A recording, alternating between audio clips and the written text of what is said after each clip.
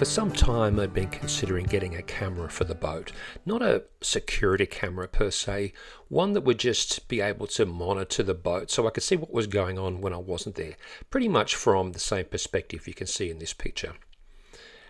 The camera needed to fit some criteria, and they were first and foremost it needed to be independent. That is, it needed to be able to be battery operated and preferably self-sufficient. That is, be able to have the battery powered by solar. I needed it to run without Wi-Fi. I didn't have Wi-Fi available, and because I was going to be living outside, I wanted it to be economically priced. So I started to do some looking around online, and I came up with this Uniden camera that fitted all of the criteria. And as you can see there, the price on the screen, I could find it. The cheapest was 498 Australian dollars on Amazon. Now, as you start searching, things come up in your feed, and the Reolink camera came up, and it looked pretty much identical to the other one. And as you can see there, the price was less than half, so it was a bit of a no-brainer. So let's see what we've got here. We've got two boxes. One is the Go Plus camera, and the other is the solar panel. Let's have a look at the camera to start with. I have cracked the seal of that just to make sure it was all good. But let's have a look and see what we get inside the box here.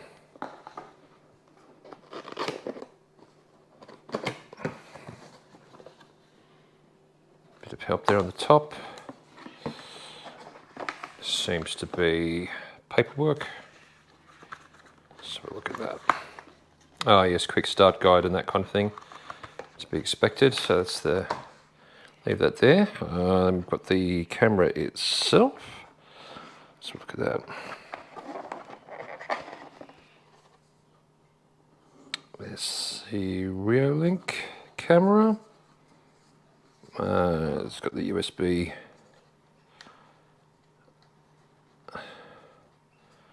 USB-C. There's a speaker there as well.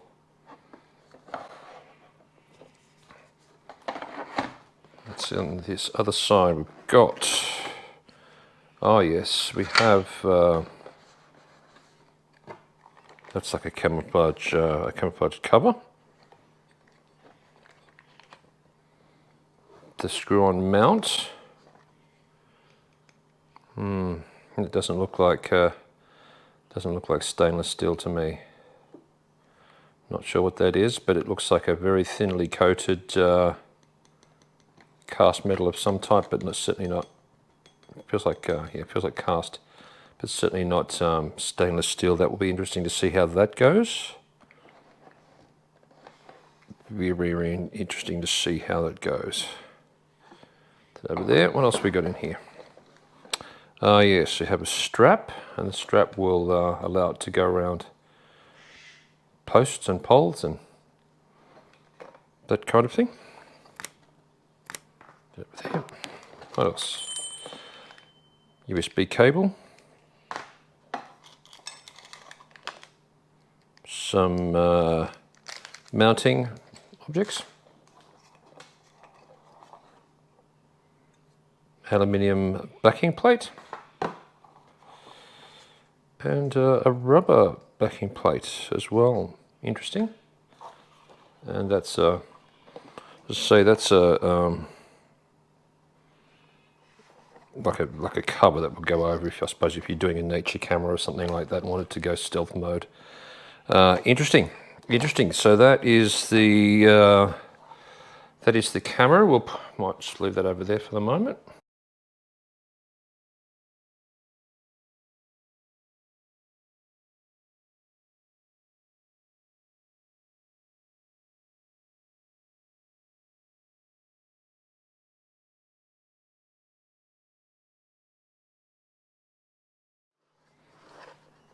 So the solar panel is small, clearly. Again, I imagine that's just paperwork. That over there, it's just a cover of some sort. Yes, there's the panel. Oh yeah, that feels like it's a fairly substantial panel. and there's a fair bit of cable attached there, and you see USB-C that will attach straight to the camera. That has a mount on the back there, mount on the back, and we'll be able to mount that onto the mounting pole. Again, I'm not sure that that's stainless steel. It doesn't look like it. So it'll be interesting to see how long that starts. That is metal. That is a cast metal. It's over there. Also comes with a strap. Comes with some, comes with some mounting accoutrement. Waterproof covers there for charging. And another aluminium back plate.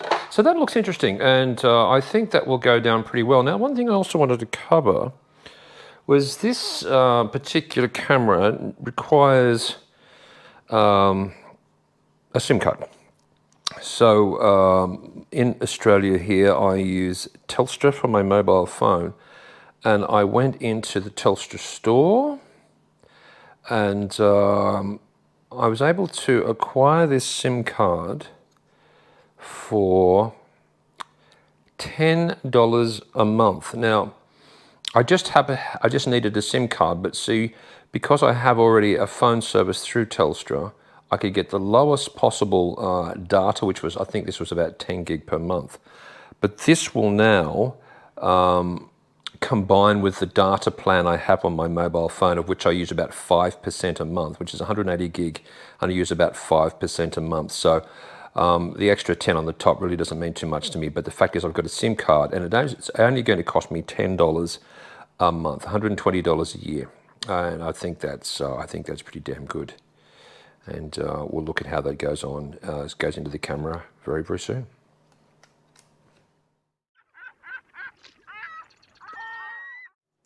So the actual camera itself comes apart. Just like twist that to anti-clockwise, and there's the battery there. I haven't charged this, so I probably won't have any. I just need to peel that off, so I'll do that. Now I've already inserted the SIM card. You can see the SIM card in there. And that was really hard to get in, so I'm not going to take it out and put it back in again to show you. I think you can work that out. And there's also a micro SD port there where I can plug a micro SD into that. So battery goes back in, cover goes back on. The first thing I need to do is to charge the camera. I can see a little bit of a light there. Let me take that off. See a light there, so it's clear that there is already some kind of charge in the camera, but I need to go through a process of network connection succeeded. There we go, I'm already onto the network, so I will download the app to my phone and make sure that I'm all initialized and ready to go. That shouldn't take too long. Let's see how we go with that. And next thing here is to scan the app. Let's have a look at that. There we go. All in real time, ladies and gentlemen, so I hope this is going to work. Let's get that.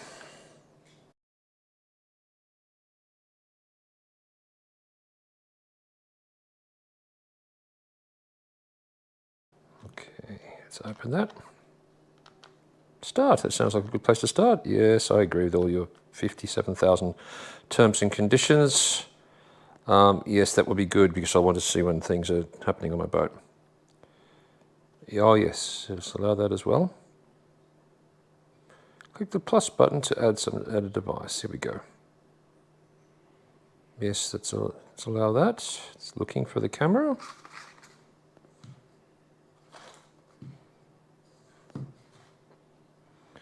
Put that there, see if it does anything. There is a QR code on the device there which I can just scan. So I might do that. Place it up that way.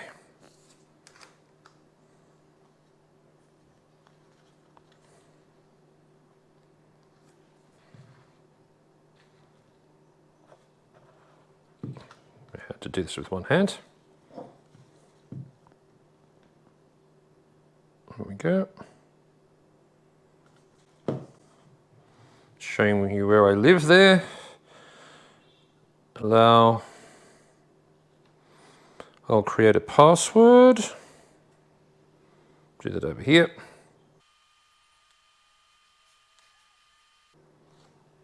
Okay, that's good. I can now name the device. I'm just going to call that boat camera. Boat camera. That will do. Next.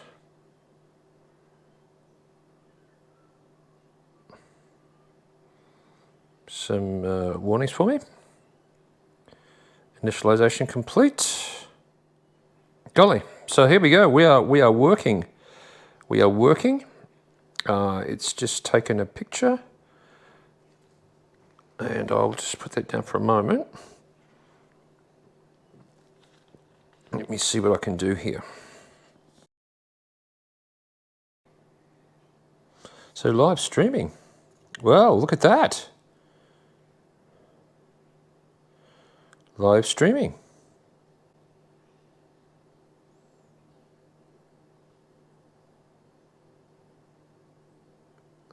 Look, this is a fairly basic camera, so there's going to be a little bit of lag there, as we can see, and I don't have a problem with that. There's a little bit of lag there, but you know what? That's fine. And I'll work out what these other buttons do in a second. Microphone. Hello, hello. Hello. Hello. Oh yes. That's working all right. I'm pretty happy with that. Just going to get a bit of feedback, so I'll turn that off. But that's working pretty well. That was very, very simple to set up, wasn't it? Goodness me.